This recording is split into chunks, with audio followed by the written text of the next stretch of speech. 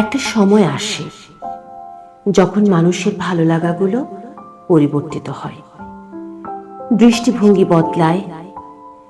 সেই পছন্দের মানুষগুলো কেমন জানি ছন্দপতনের দোলাচলে আবর্তিত হতে থাকে। জীবনের কঠিন বাস্তবতা, সামাজিক অবস্থান, দায়বদ্ধতা, মানসিক উৎফুল্লতা সবকিছু কেমন জানি বেঁধে ফেলে তার অন্তঃসত্ত্বাকে। মানুষের মনের এই বৈচিত্র্যতা ভাবায় তার নিজেকে। কল্পনার ক্যানভাসে আঁকা রঙিন ভাবনাগুলো অস্পষ্ট থেকে আরো স্পষ্টতর হতে থাকে। তবে চলতি পথে শিখে নেওয়া বিষয়গুলো যখন মানুষের বাস্তবিক ও স্বভাব চরিত্রের অন্যের সাথে তুলনা করে, তখন নিজের ভেতর প্রতিস্থাপিত হয় এক অন্যরকম ভালো লাগার। বুঝতে হবে ম্যাচুরিটি বিষয়টি নিশ্চিত আপনাকে ভাবাচ্ছে। অধিকাংশ মানুষের রং বদলায় কারণে অকারণে। নিজের স্বার্থ চরিতার্থে সে কিছুটা নিজেকে বদলায়। কাছের চিরচেনা মানুষগুলোর এই পরিবর্তন দারুণভাবে লক্ষণীয়। আজকে যে মানুষটিকে অতিরিক্ত আবেগ দেখিয়ে নিজের সব থেকে আপন করে নিচ্ছেন, কিছুদিন পর সেই হয়তো হবে আপনার বিবেক যন্ত্রণার মূল কারণ।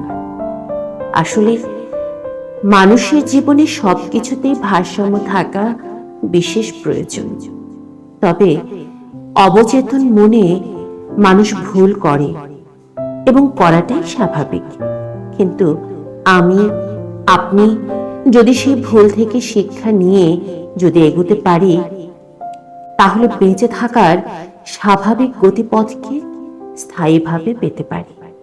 আসলে প্রতিটি আড়াল এবং ভুলের মধ্যেই কিন্তু লুকিয়ে রয়েছে অবারিত আলোর দুয়ার।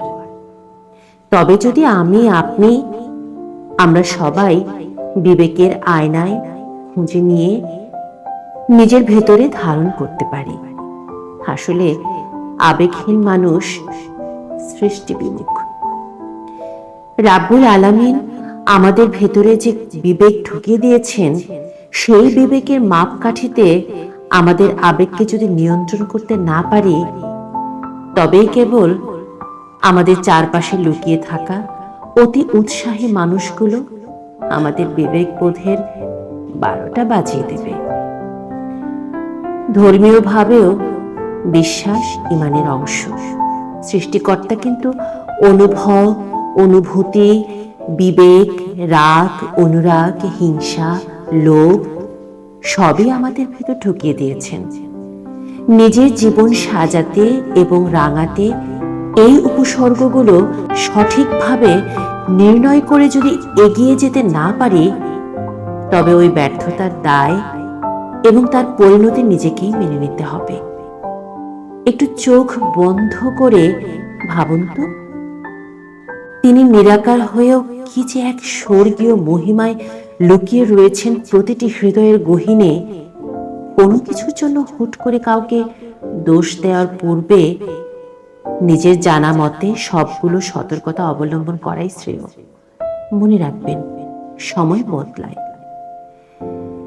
মানুষের মানসিকতা বদলায়। প্রতিটি মানুষের ভেতরে একটা লোভী মানুষও বসবাস করে। সেই মানুষটিকে চেনা অনেকটাই দুরূহ। ভারসাম্যহীনতা জীবনের প্রতিটি ক্ষেত্রে বিপত্তি ঘটায়, সময়কেও অনেক বেশি কঠিন করে তোলে।